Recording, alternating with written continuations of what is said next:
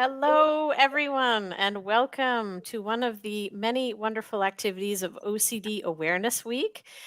This activity is a OCD Experts Fireside Chat co-hosted by IOCDF. Oh.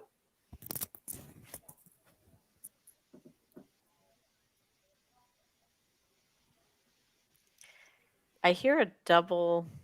I hear somebody talking in the background. Yeah. Oh, I'll keep going. So, But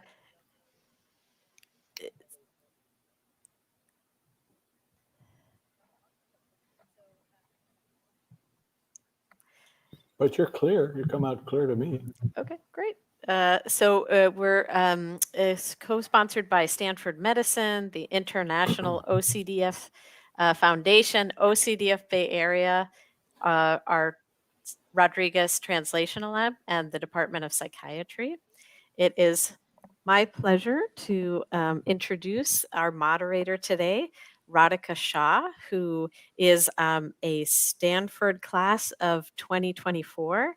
And she's a really talented individual who's the founder of Real Autism Difference, which is a 501c3 nonprofit. And she was just selected. This is hot off the press. She is one of 10 women selected by L'Oreal as the Women of Worth honorees for differences that she's making for autism nonprofit. So without further ado, I'll pass it off to Radhika. Thank you. Thank you so much, Dr. Rodriguez, for the kind introduction. It's so incredible to have you as a mentor. And I'm so excited to be here today and to speak to our four incredible panelists. I guess we'll start off by having each one of you introduce yourselves before we get into some questions. And so we'll start with Dr. Lorrin Koran. Well, greetings, everybody. Glad you're with us. Hope we can be helpful to you. I am a professor of psychiatry at Stanford, now emeritus, but still active, doing some teaching, doing some research.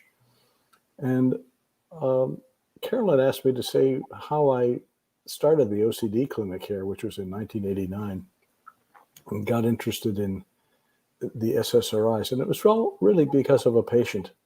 I had a woman patient who had severe OCD. And at that time, there were no anti-OCD medications available in the United States. There was one called clomipramine or anafranil available in Europe, and there was no internet. So I used to go to the library to read what's new and what's available. And I read about clomipramine, and it acted on a neurotransmitter called serotonin, which most of the old antidepressants called tricyclic antidepressants didn't. And I also heard at that time that Pfizer was bringing out this new antidepressant called Prozac. It wasn't on the market, but they were going to bring it out, and it acted on serotonin. So I wrote to Pfizer and I said, could I get Prozac on what's called a humane use protocol? That's where you get a drug for one person before it's on the market. And they sent it to me, and I gave it to her, and lo and behold, she got better. So I reported that back to Pfizer. And 6 months later, I was running the medical psychiatric ward which I had started at Stanford. And somebody knocked on my door and he said, oh, I'm Mr. Smith from Pfizer. And we're going to do a study of Prozac for OCD. Would you be interested? I said, yeah, I haven't done that before. It sounds interesting to me. So I agreed to be an investigator in that study. And I decided at that moment, I need to start a clinic for OCD because there was no OCD clinic at Stanford. In fact, there were probably very few in the country. There was one at Mass General Hospital, I believe. And I did start the clinic, and that was the reason. It was because of this patient. And she and I stayed in contact for 30 years. And she continued to do well. She moved up to Oregon, got married, and it was just a wonderful feeling to have been able to help her. And she's the reason that I started the clinic. When I was a resident here at Stanford, in 3 years of psychiatric residency training, I saw one patient with OCD. Because in those years, which was the middle 1960s, OCD was thought to be rare. And it wasn't until the National Institute of Mental Health did a survey of 10,000 people in, I think it was 7 or 8 cities, and they found out that OCD had a prevalence of 1 in 100 people, that the drug companies got interested in developing drugs for it. And so people began to hear about OCD, and they began to hear that, well, there might be a treatment for OCD, and that was actually the beginning of OCD taking off. Wow, that's incredible, and thank you so much for sharing that. I know we definitely have some questions about treatments for OCD and common ways to treat it and how it's diagnosed. But as far for introductions, let's have Dr. Liz McIngvale go next. Sure. Thank y'all for having me. Excited to be here. So my name is Liz McIngvale. I am a national advocate for the International OCD Foundation and the director of the McLean OCD Institute in Houston. I am just super excited to be here. Chris and I do a lot of work both as a professional, but also an advocate. So I'll be speaking today from somebody who has lived experience. I've lived with OCD and have been in and out of intensive treatment, but I've learned to manage my symptoms and have made a career out of it. And I'm just excited to help spread knowledge in different ways to hopefully give some good resources, support, and help to those who need it. Thank you. We'll have Scott Granet go next, who's a director of an OCD-BDD clinic. Thank you, Radhika. Also, it's wonderful to be with everybody today. So I am a therapist specialized in treating OCD and BDD, located in Northern California in Redwood City. I'm also here today representing OCD San Francisco, which is our local affiliate, connected, of course, to the IOCDF. And we've been active for about 25 years or so now. All right, and I guess that'll be it for now. But again, thank you for having me, and thank everybody for joining us today. Thank you. And lastly, we'll have Chris Trondsen, who works alongside Liz McIngvale as National OCD Advocate. Yes, I know. When I was at the conference this summer, anytime people saw me without Liz, I guess they think we walked around handcuffed because they're like, "Where's Liz?" So my name is Chris Trondsen. I have OCD. I am one of the lead advocates for the International OCD Foundation. I also am on their board of directors and am on the board of directors for OCD Southern California. I also work as a licensed therapist here in Southern California, treating OCD, BDD, and related disorders. And I also am in leadership on some of the special interest groups for the IOCDF. And like we've said before, Liz and I, every Wednesday at 9 a.m. Pacific Standard Time, 12 noon Eastern, do a live stream. So we have different guests on. We've had Carolyn on. And so I'm just excited to be here, excited to be a part of this. I'm noticing Scott's affiliates logo, which is freaking amazing. So I'm a little jealous. It's so cool. Isn't it a beautiful one? It is so awesome. I was like, I'm jealous. But thank you to affiliate to Scott and the rest of OCD San Francisco Bay Area. I know affiliates do great work in the local communities in Stanford and the IOCDF. So happy OCD Awareness Week, everyone. I'm excited to be here and speak as a clinician, but mainly as somebody who lives with these disorders. Can I also add for one second something I omitted saying, which is I too have BDD. So I'm also here today speaking from the perspective of somebody who has lived with it.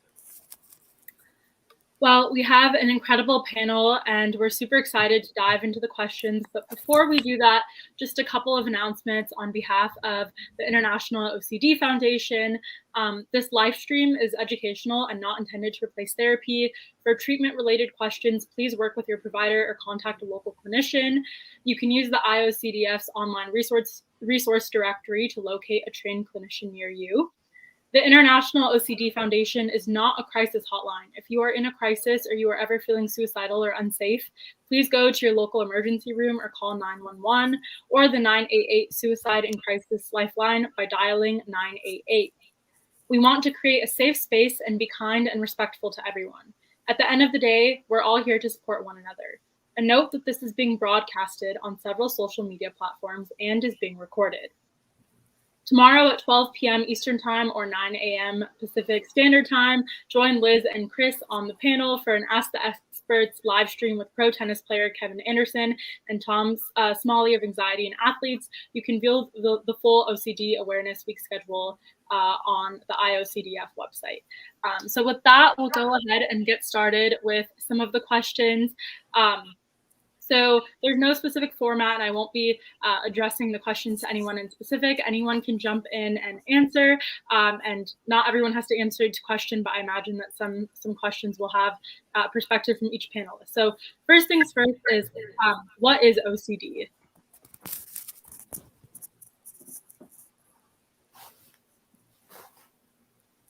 Maybe Liz or Chris, you want to talk about it? Sure. Obsessive compulsive disorder is a mental health disorder. It now in DSM-5 has its own classification, and it's a disorder where an individual happy to take that. So OCD is an obsessive compulsive disorder. It is. Liz, you're delayed. Go ahead, Liz. You're delayed.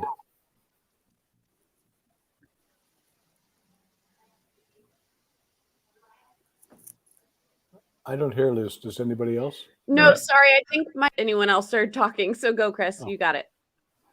Okay. So somebody who has OCD gets intrusive thoughts, doubts, obsessions. It can be urges. It can be images. So basically, somebody with OCD lives with kind of these unwanted experiences that go on in their heads. And so the way that I try to explain it to somebody that maybe doesn't have OCD or doesn't know OCD very well, I always tell people, like, if you're watching kind of a horror movie or something that's a little bit disturbing, the average person can walk away a little jolted and turn it off, but in our brains, it doesn't shut down. And it's very, very persistent. And in order to gain relief from the anxiety and shame and guilt and just kind of like the internal dysregulation we experience, we turn to compulsions. And those can be mental or physical rituals. They can be actions. They can be thought stopping. It could be any kind of mental or physical compulsion, which is done desperately to try to get any kind of relief. And unfortunately, that just consistently makes it cyclical. It just becomes a cycle. And the reason the D is there is because it's disordered. It causes a lot of distress for individuals with it. And so the World Health Organization in 2015 named it as one of the top 10 most dysregulating, disruptive disorders, mainly because so many people don't work, they don't go to school, they don't travel. It causes a lot of distress to their life. So that's how I best kind of describe what it's like to have OCD. But somebody asked me recently, they're like, God, you've done advocacy for a while. What keeps you going? What wants you to do this? And I always tell people, because I just don't think the world knows what OCD really does to the average person, and not just OCD, but related disorders as well.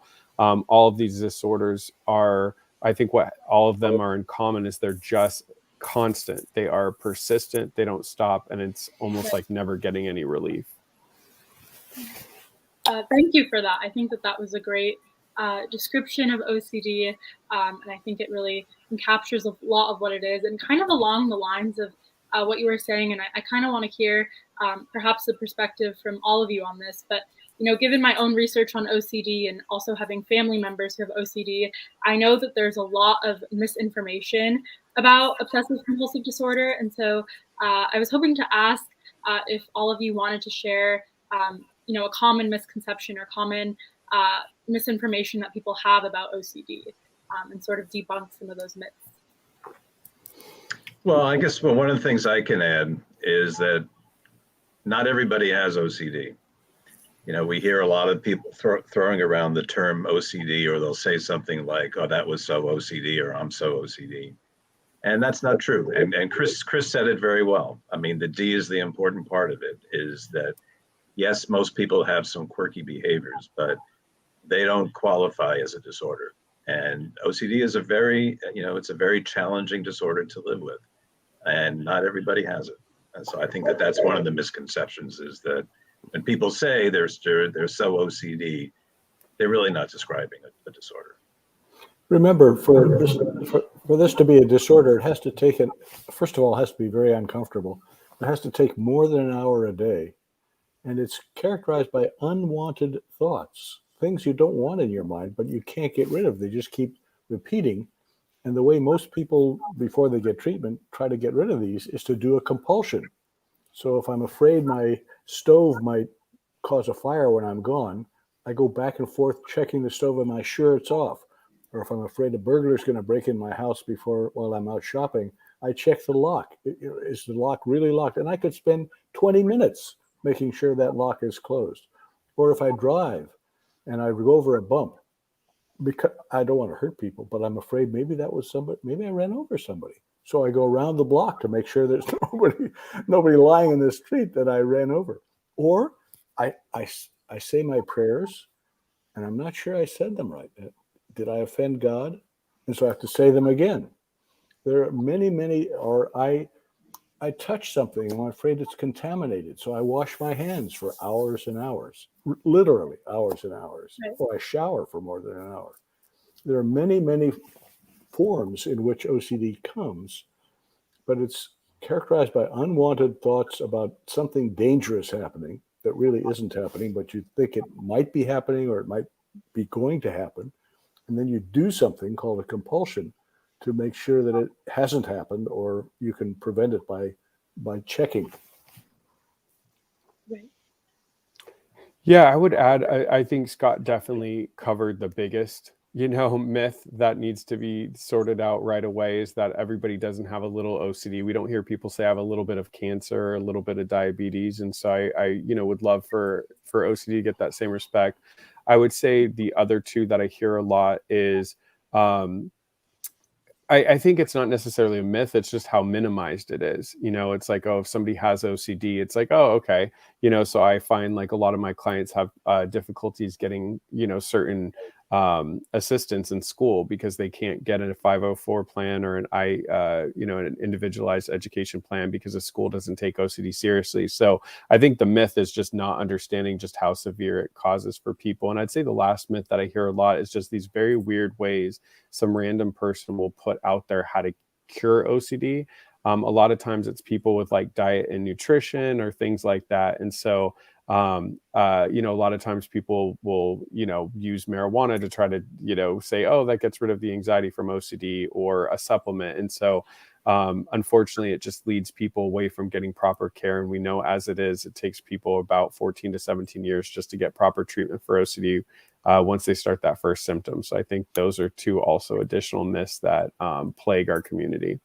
And I can add that I used to, in the OCD clinic, ask people, have you smoked marijuana? Did it help your OCD? And out of hundreds of patients, I mean, literally 300, 400 patients, there was only one who said, it helps me. And so I arranged for her to get marijuana at the marijuana dispensary up in Berkeley. But she's one out of 400 that I asked that question. It is not helpful, generally speaking. Agreed. Yeah, I think that a lot of what was talked about are all definitely things that I've heard of as well, and there are a lot of misconceptions about it. I think the biggest one again being that when people say, "Oh, I'm a little OCD," or "That was OCD of me," that's not true. And so I think that was really great to hear those perspectives. And so I guess the next thing that I wanted to ask about is some treatments for OCD. And so I know a lot of the first line treatments are SSRIs, as Dr. Lorrin Koran talked about, as well as like cognitive behavioral therapy. But I kind of wanted to ask, perhaps treatments on the medicinal side, but also just perhaps like lifestyle things that people can do, or non-medicinal treatments that have helped alleviate some of the symptoms of OCD. And so this question, I guess, can take many forms, or the answer to this question, but just what are some things we can do to help alleviate the symptoms of OCD? Scott or Chris, do you want to take the behavioral side? Sure. It's it's well known that the primary, from a therapy perspective, the primary treatment's going to be cognitive behavioral therapy, but we need to think of cognitive behavioral therapy as an umbrella term. And underneath that umbrella is exposure and response therapy, or also referred to as ERP. And we know that that continues to be the gold standard, I think. I mean, there are other treatment approaches that are sometimes combined with ERP. But I think if somebody's seeing a therapist and not doing ERP, they're probably not doing the right therapy. And so that's a very important part of this. I'm not as much of a fan of cognitive therapy for OCD. Cognitive therapy is, all about working with negative thoughts and trying to think from a different perspective. And the reason I say that is I just think, the OCD doesn't know much logic. And I think when we try to use too much of a cognitive approach, the OCD wins mostly. If it does work, if it can work, I think that's great. It's just that I find that the more progress is going to come from doing the exposure therapy. Yeah, I would add what Scott said. I mean, we know that exposure and response prevention is the most studied and the most proven evidence-based treatment for OCD. I know back when I did my thesis on the efficacy of ERP for OCD, I mean, there was just study after study that I found where people made significant improvement. I'll let Dr. Koran jump in, but for some individuals, I think, and I always think of Liz because she's who I refer to, some individuals are going to need a higher level of care sometimes with that ERP. Maybe they're more severe and a once a week session isn't going to be effective enough. So before we abandon ERP, going to a higher level of care like a residential and medication management, having a client go and see a psychiatrist specializing in understanding OCD related disorders for medication. To answer your other question about lifestyle, I'm actually doing a talk at the virtual conference about health and diet, mindfulness and meditation, fixing sleep and exercise. I want to make it very clear, and we make it extremely clear in our presentation, none of those things are used to treat OCD. Absolutely not. Now, for an individual going through treatment, there's going to be a lot of stress. There's going to be a lot of anxiety because they're learning to drop those compulsions. So an overall healthy lifestyle, like we talk about in the presentation. So eating well, exercising, sleeping well, and making sure that we're adding mindfulness elements. Can that lower some of our stress hormones like cortisol? Absolutely. Is that going to make our life a lot easier? Absolutely. But when it comes to actual treatment, please make sure you're finding somebody who specializes in ERP for OCD and working with a psychiatrist as well if medication is needed. Yeah, I would add that, alcohol is not a good treatment for OCD. People are tempted because it sort of makes you not think very much or not think very anxiety after you get drunk enough, but that's bad treatment. Don't do that. And there are many treatments. There are many different kinds of medications or combinations of medications. No one treatment cures 100% of people with OCD. ERP helps 65% of people dramatically. It doesn't cure it. It reduces it to a much more livable state in most people. Cure is rare, but marked improvement is common. The same thing is true of the drugs. They don't make it go away 100%, but they can bring it down from taking many, many hours a day to an hour or less a day, and the stress level from severe to mild or moderate. So if the first treatment you try, whether it be a medication or exposure and response prevention, doesn't work, that doesn't mean you can't be helped. And oftentimes people who aren't helped by one are helped by the combination of ERP plus medication, whichever one they started first. So there's good reason to be hopeful about something helping you, even if it isn't the first thing that you try. Yeah, and I think those were all really great answers about how, OCD can't really be cured. It's just something that, can be treated. And there are lots of, different treatments out there. And I guess a quick follow-up question would be, are there any new treatments that are being worked on right now that show any promise, or any thoughts on that? Carolyn, are you going to speak up on that, or do you want us to? Yeah, I'm happy to. So I think the question was about treatments such as TMS, ketamine, psilocybin, those kinds of things. So, I'm very excited about the promise of these new treatments, but they're still at very early stages of development. And I think what we're emphasizing here is that cognitive behavioral therapy and exposure and response prevention and SSRIs are first line. But for some people who it isn't helpful for, it's important to understand and for providers to work in a team to really speak about what is the state of the field, how treatment refractory, how many things have you tried, and what's next, right? We don't want to have people in pain, but it's important for them to make informed decisions.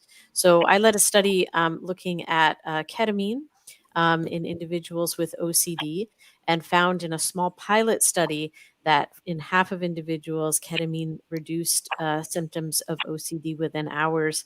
And then, that is a very preliminary small finding. And so we've just completed a larger NIH study that's a randomized study with a more active control to really test that hypothesis. And we're just getting the manuscript and publication together. So that's going to be out soon. So stay tuned. And Dr. Koran and I, along with Nolan Williams, Leanne Williams, and Sudheimer, and many others, pilot tested transcranial magnetic stimulation with a theta burst stimulation, which allows you to stimulate part of the brain much faster in shorter period of time. And it really showed remarkable and robust effects without some of the side effects that you typically see in ketamine. But again, that's a small pilot study. Dr. Nolan Williams and Connor Liston are now taking that into a larger study, and they're recruiting participants. And there's also been some development in terms of FDA approval for something called a coil, a deep stimulation for TMS. And so that's available and FDA approved. But we don't know yet, something very important, and I'd love your thoughts on this to anybody who would like, is that we don't know, even though TMS for OCD is FDA approved, is it better to start with exposure and response prevention, medication, or transcranial magnetic stimulation? That's an open question for the field. Right now, we have some things that are FDA approved that are maybe further in the algorithm, but we want, I think my takeaway from these new treatments is promising. One size doesn't fit all, and it's important to continue this research and continue consulting with your provider on what's best for you. Agreed. I mean, probably there isn't just one cause of OCD, just like there isn't one cause of depression. And we're struggling to find genetic markers that predict who's going to respond to drug X versus drug Y, or treatment X versus treatment Y, in OCD and in depression and in many mental disorders. But they are symptoms that can be arrived at by different pathways in different people. And that's probably why the same treatment doesn't help everybody. But we don't know how to predict who's going to respond to what yet.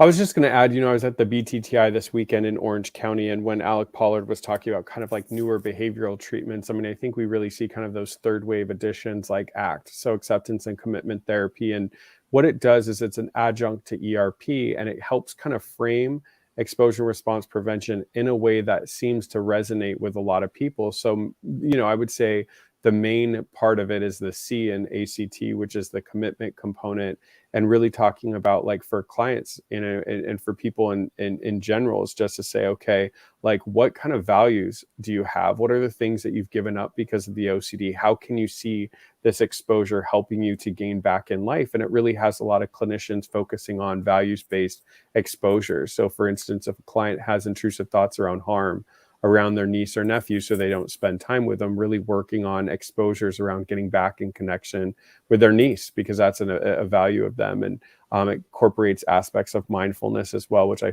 find people helpful. To answer your question, Carolyn, I mean, as a clinician, like, I personally remind myself when I was in treatment, I want my therapist to give me what works. And so obviously we know there's a lot of research around ERP and medication, specifically SSRIs. So that's going to be personally my first place to go, because I'm glad that my therapist went to the things that had the most research. But of course, down the road, if that doesn't seem to be working, I mean, I do know some people have had success with TMS. There's in the center that I work in, there's a TMS center of Orange County. So I think it's kind of, as clinicians, keeping all of our evidence-based treatments at our hands and sort of working with the client, because as we all know, not every client is the same. So really trying to find what works for them, but also not jumping too quickly. I think sometimes people will try one or two medications for a couple of weeks and then jump ship, or somebody might try ERP with an inexperienced clinician, not like it, and be over it and looking for other solutions. It's like making sure you're getting the right care and sticking with it long enough. Yeah, with regard to medications, it's important to know for the SSRIs that people don't feel better in a week or even 2. They just begin to feel better maybe at week 3 or 4. And once they start to feel better, they continue to feel better and better and better for 6 to 8 weeks after that before they reach a plateau of that's the most that this drug is going to give me. And it's also important to know that higher doses actually are more helpful. So you push patients to the highest dose that they can comfortably take. That means where side effects aren't bothering them. And then you wait 6 to 8 weeks to see what's going to happen, not 1 or 2 weeks. The other medication thing that most people don't know is if you add a different class of medications called dopamine blockers or antipsychotic drugs, not that OCD is a psychosis, but they were originally used for schizophrenia. But if you add one of those, the patient will know, and you will know, what that drug at that dose is doing in 1 week. For the adding on of those drugs, you don't need to wait 4 to 6 weeks.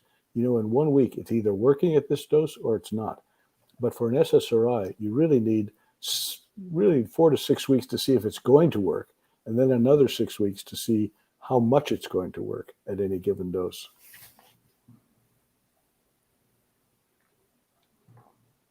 Might also add, we haven't said, but the IOCDF is a wonderful website to go and get information like this.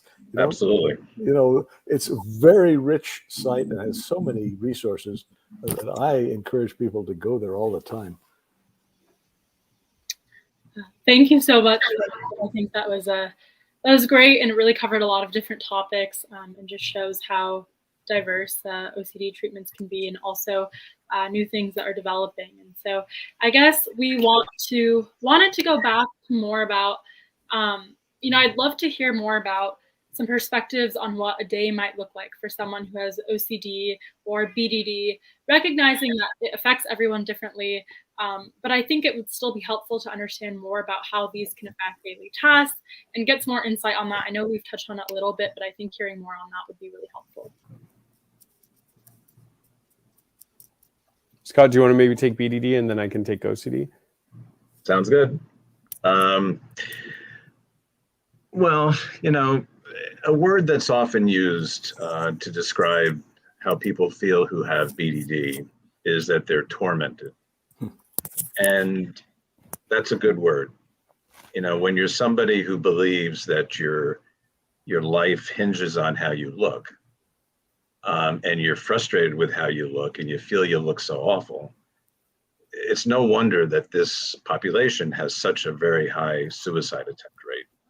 Something along the lines of 25% of people who have BDD are known to make suicide attempts. Now, I know that OCD may have a similar number, but I hear it much more often from people who have BDD. And so it is, there's a lot of overlap with OCD for sure. I mean, there's a lot of obsessive thinking, a lot of compulsive behaviors. With BDD, the compulsions are usually like, looking in the mirror, a lot. I was meeting with somebody actually just a little while ago today, and she told me that our appointment was earlier, like around noon, and she told me that she had already looked in the mirror 30 times. And so, and it's likely to be more today. And so, it's part of the diagnosis is for both OCD and BDD is that the thoughts and behaviors are very time consuming. But there is, I think, something very different about BDD, and that is also the element of depression. And I realize many people with OCD get depressed, but I keep on coming back to the word tormenting. But it's important that people understand that. Is that that's exactly how living with this disorder feels. And I think a related point is also feeling that many people don't understand BDD and misconstrue it as a problem related to vanity in some way. And nothing could be further from the truth. I mean, people with BDD, they don't want to look better than everybody. They just want to be able to fit in. And so, we do know that with BDD, and this is one of the ways that BDD separates itself from OCD, is that many people who have this disorder have lived with some kind of childhood maltreatment, whether it's, abuse or neglect, bullying or teasing, we know that that's a risk factor for this. And so that's also something that people with BDD have to deal with. And it's my hope that when they're engaging in therapy, that the therapy is not just exposure therapy, which is important, but also helping people to understand how those other aspects of their life also need to be addressed. So I can't think of a disorder that's more misunderstood than BDD, and that's why I'm very thankful when we have events like this where we can increase awareness of it. So I'm very thankful to have that opportunity today.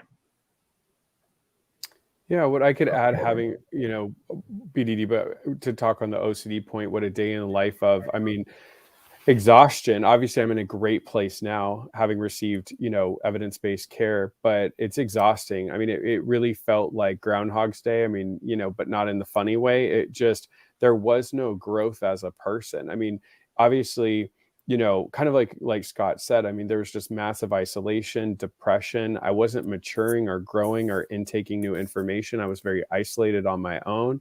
But my day looked like 16 to 18 hours a day of compulsion. So many of them were physical. So when I was at my worst, I had a lot of magical thinking. So it was like having to look at clocks and make sure that I moved from room to room at a certain time, or I went to, my head hit the pillow at a certain time on the clock, up at a certain, or my mom could die or I could die. So calling her at certain times to check in on her on certain hours, and when the phone's at a certain time. I also had checking OCD, so anytime I'd leave a room, even in my own house, I would be scanning the floor to see if I left anything. But a lot of contamination when I was at my worst. And so it was things like buying new clothes to wear each day because I wouldn't wear clothes twice. I was like cleaning and bleaching the washing machine and the dryer because it had to be disinfected between washes. I could spend a couple $100s a week on cleaning supplies. It morphed into intrusive thoughts about harming my grandmother and my youngest sister, a lot of sexual intrusive thoughts with strangers. So I'd be at a grocery store and just get images, kind of very sexually disturbing images of the person in front of me at line, making me feel disgusted, setting my items down because those became sort of emotionally contaminated, having to leave the store. I mean, I tell people all the time, just to get to a store, I had to first go and wash the outside of my car. I had to wash and vacuum the inside of the car, come home. Then I had to shower. It was about an hour. Then I had to put on clean clothes. And just to get clean clothes, that was a good 4 to 5 hour experience doing laundry. Then once I put the clean clothes, I had to drive to a grocery store that was considered clean. I had to walk in and avoid bumping into anybody or being around somebody that the OCD thought was dirty. Then I would have to grab the items. They'd always have to be like second or third items, put them in the a clean cart, making sure that I went to a clean checkout. And then when I was in checkout line, I couldn't have any sexual intrusive thoughts about the person in front of me, or else now my stuff felt contaminated emotionally. And now every time I saw the items, I'd have that sexual image flash in.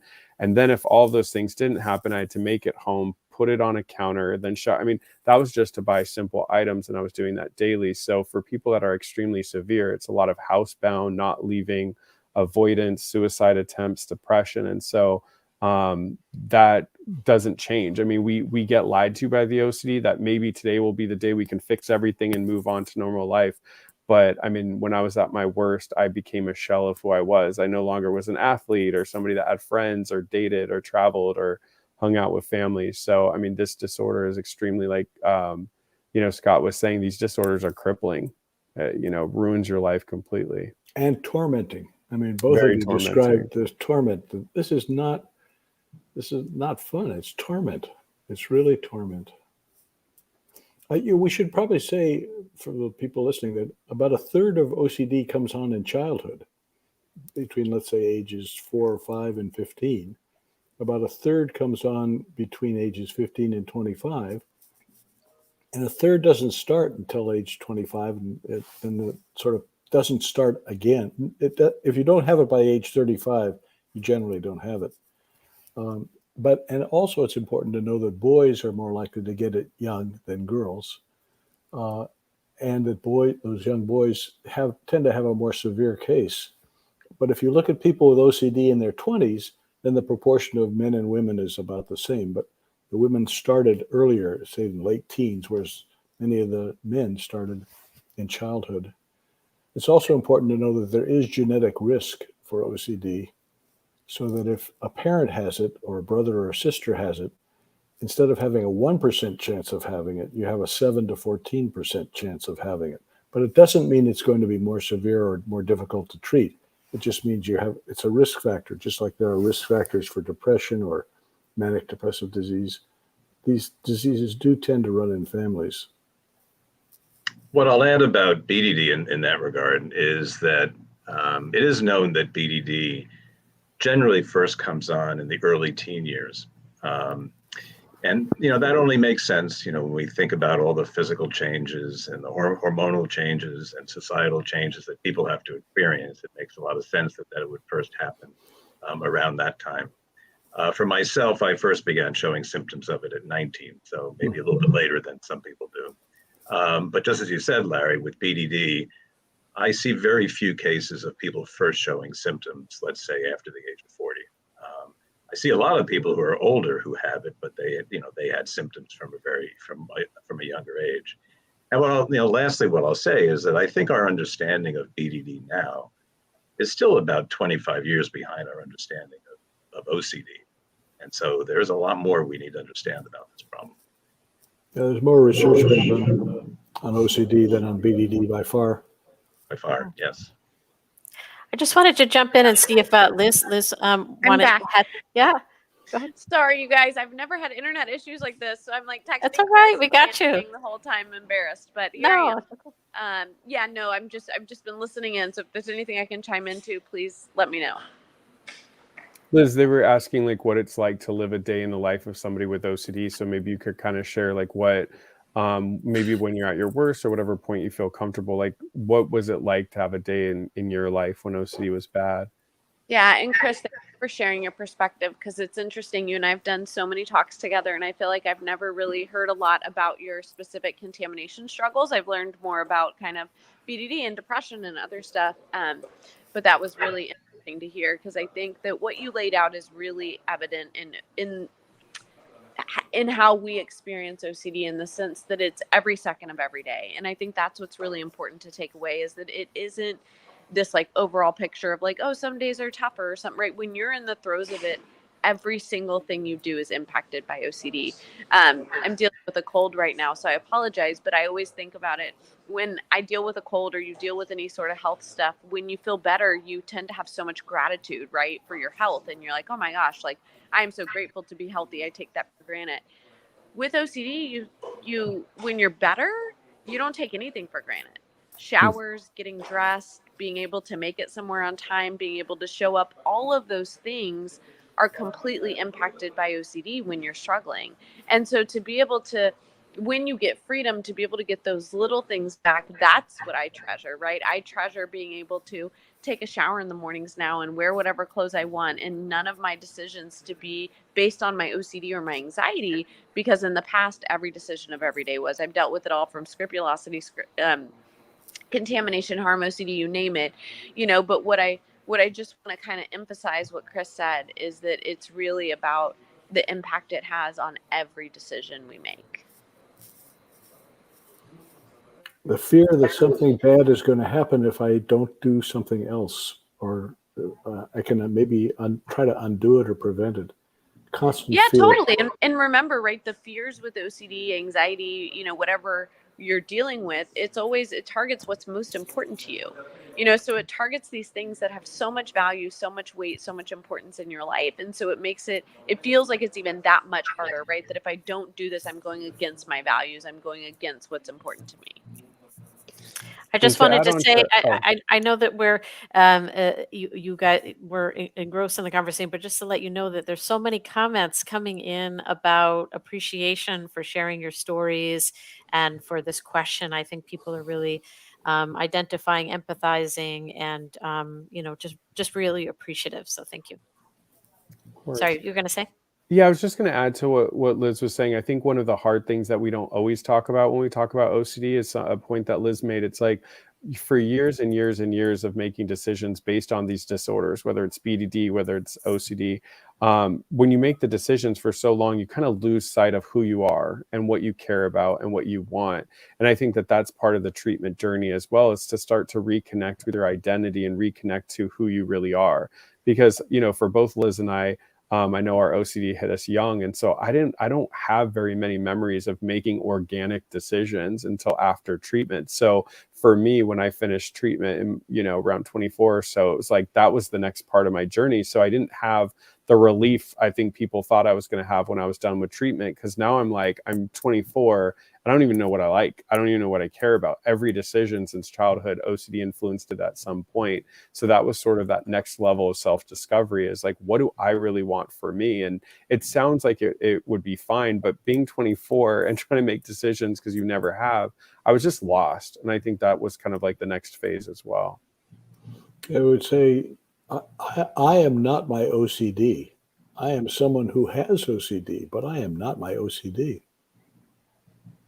Yeah. I often say that people with OCD are people first. Ah, great. I like it. I like And one it. of the things I'll add in too, you know, is I think that most of us with OCD, we can look back and think about symptoms we had prior to our diagnosis, right? Of like where it existed and where it lived prior. For many of us, that was many years, because many people get diagnosed really a long time after their symptoms are present. But what we know, what Chris is talking about too, is there is this like grief actually when you get treatment of like, okay, now I have to grieve all that OCD took away from me and lost. You know I talk about the fact that I feel like I didn't get like a normal childhood or adolescent years or college experience. Chris, I know we both talk a lot about that, but there was some grief in having to say, okay, and what can I get now? And like, how am I better because I've had treatment than maybe the general population? And how can I turn this into something good? But there is this piece where like none of us want our OCD, and we are so excited at the thought of getting rid of it. At the same time, if our OCD has taken up so much of our life, there's a lot that goes along with, even when OCD is better, it's like, okay, and now I have to understand who I am, how I navigate in this world, how I function as an individual. Yeah, Liz, I really like how you framed that, you know, in terms of there being a process of grieving with this. I think that's so very true. And it's certainly true with BDD as well. I mean, you know, just like OCD, I mean, BDD disrupts somebody's life, and there are a lot of things people don't do because of it. So I think you're right. I think grieving is part of the process. I don't think you said, Scott, but to me, when I think of BDD, it's the fear or belief that I'm ugly, or that people think I'm ugly, or that some part of my body is ugly, or just unattractive. Is it commonly experienced that way?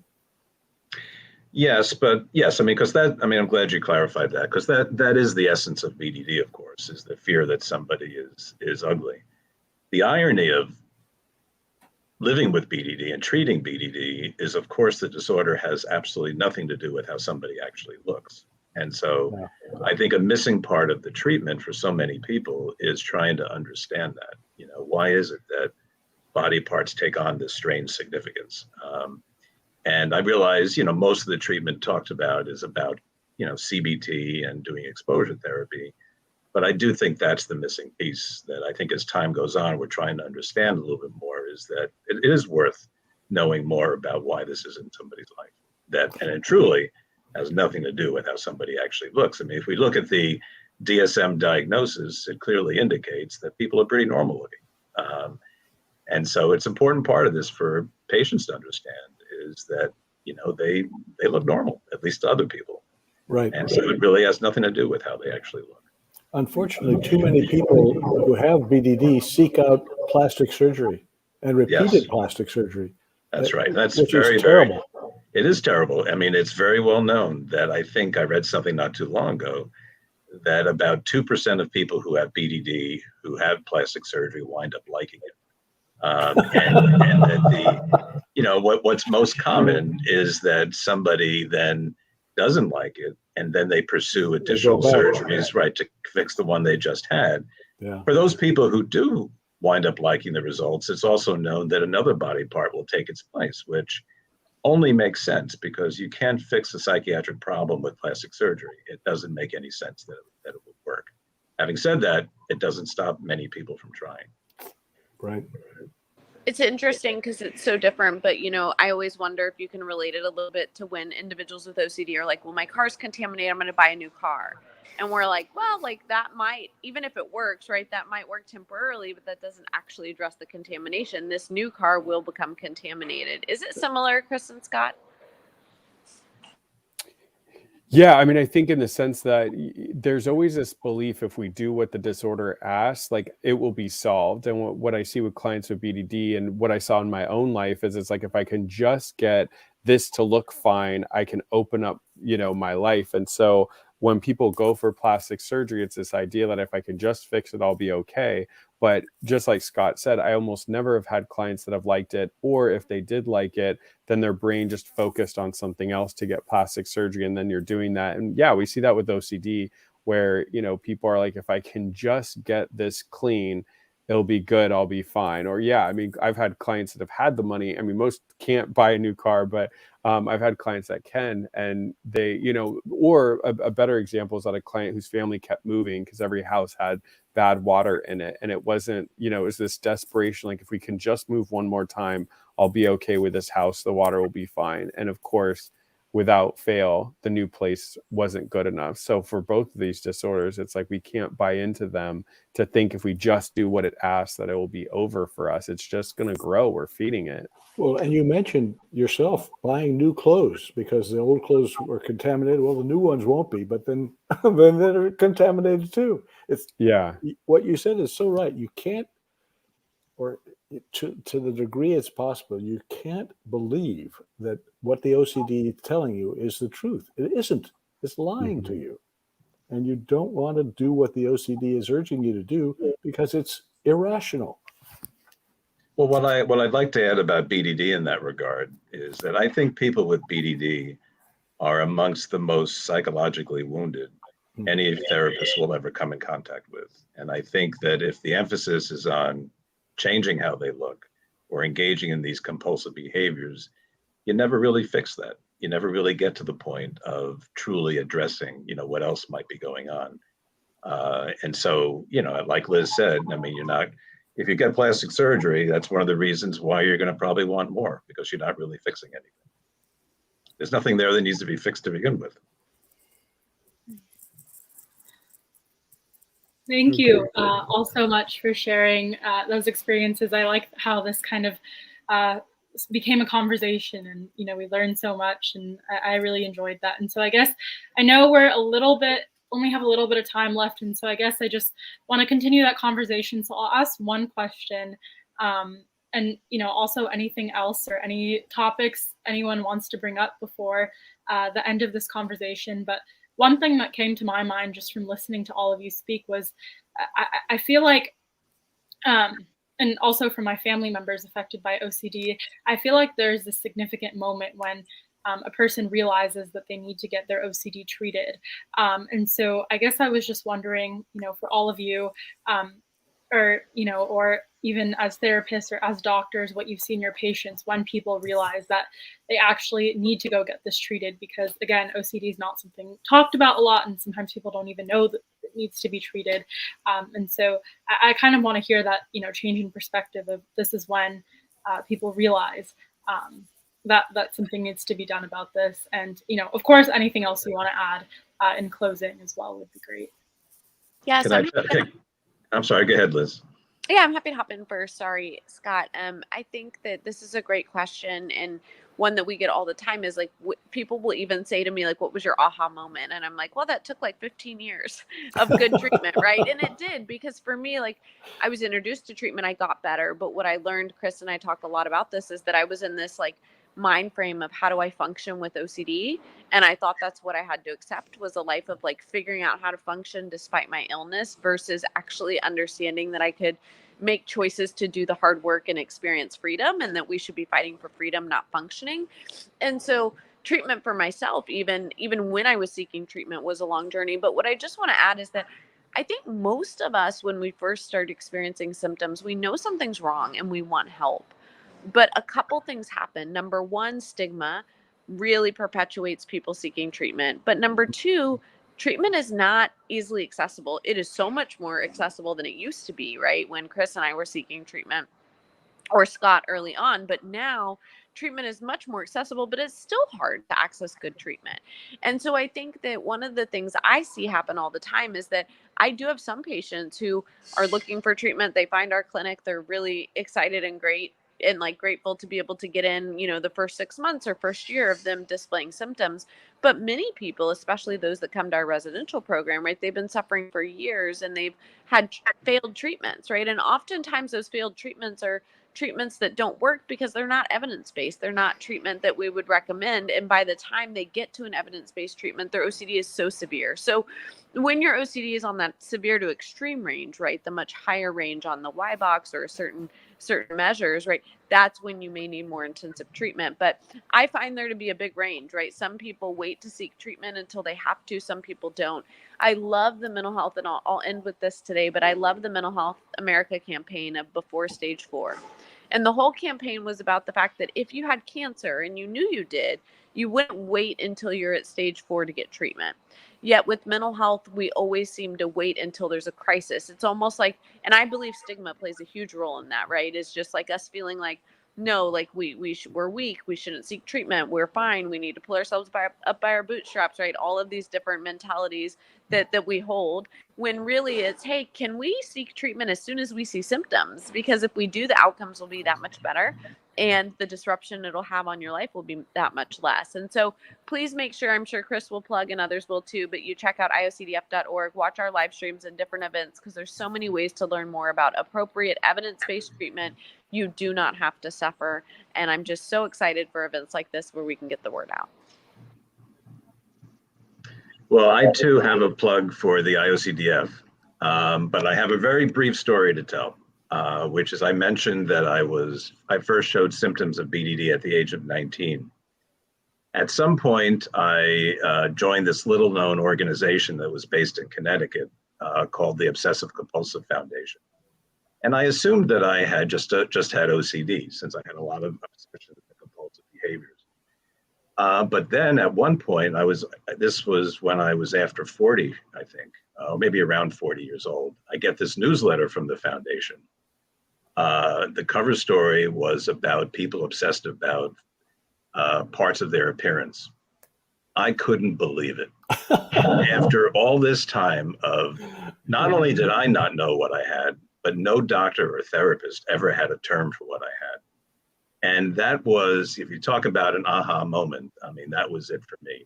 I mean, doesn't mean I didn't suffer after that. I certainly did. But just to know that this was a real problem and a recognizable problem meant the world of a difference for me. And the thing that I'll end with, I mean, I think as I think about what I've said today, I haven't painted a very rosy picture of BDD. And obviously it's a big problem. I mean, it's a terrible problem to have. But what I do want to end with is that people can and do get better. It's just a matter of finding the right treatment. And I do recognize that that's not always possible for some people. But with the internet now and remote treatment, it's much more accessible for people. So yes, people do get well and do get better. And even though, as we talked about earlier, that there's no cure for these disorders, I often say to people that that's not a bad thing. It doesn't have to be a bad thing. There are a lot of things in life we have to learn how to live with. And BDD and OCD are two of those. So anyway, thank you for having me today. And I'm really appreciative that we could do this.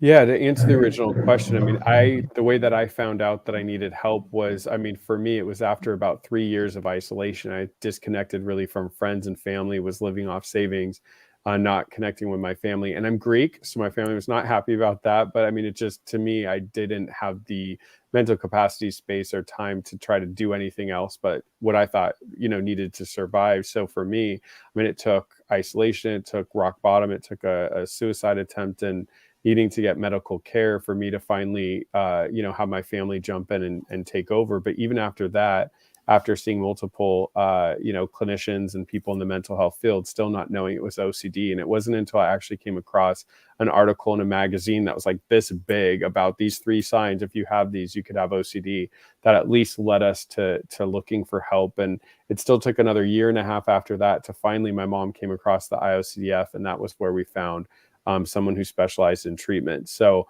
I always wish I could tell you like, oh, but if OCD hit me now, I would know I have it, but I don't know. I mean, there's so much false information out there, and there's still so much work to be done. I don't know if it would have been any different now, but that's why we do what we do. That's why it's OCD Awareness Week. That's why we're all here, is so that somebody out there doesn't have to wait until they've been suffering like all of us have. They can get help a lot sooner. And I just spoke at a high school last week, and just to hear that a lot of people knew OCD, and that, you know, I was able to speak and educate a bunch of, 14 to 18-year-olds. The hope is that people are going to get help sooner. So that's kind of my final message is, if you're watching this live stream and you think you might have OCD or a loved one, please visit the iocdf.org website, get some information. It doesn't hurt to come to events, live streams, or get a diagnosis so that you can get help sooner than later, because there is treatment out there. And if you get the right treatment, you can live a fulfilled life like those of us on the panel.